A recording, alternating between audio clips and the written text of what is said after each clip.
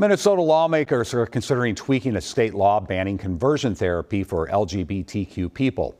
As Caroline Cummings reports, it comes after a U.S. Supreme Court decision that could invite legal challenges.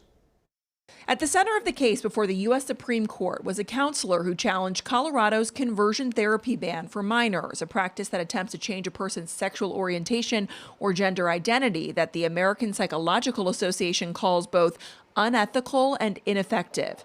In an 8-1 decision, the court found the ban regulates speech based on viewpoint, a First Amendment protection, and sent the case back to a lower appeals court to reassess its ruling. It does not immediately strike down Minnesota's law, but lawmakers are considering changes to it to align with the court's decision.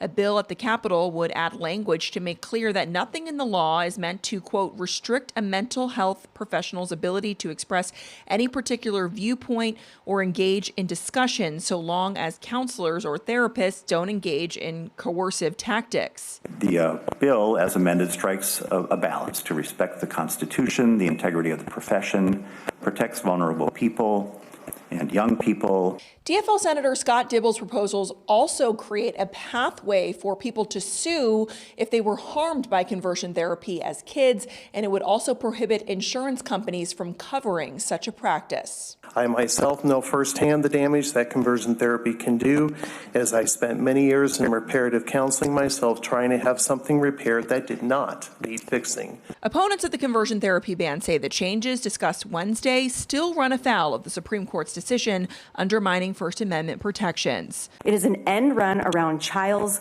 placing a burden on speech with which it disagrees, intending to drive certain counselors out of the insurance marketplace based on viewpoints. At the Capitol, Caroline Cummings, WCCO News. The bills advanced out of the Minnesota Senate committee today.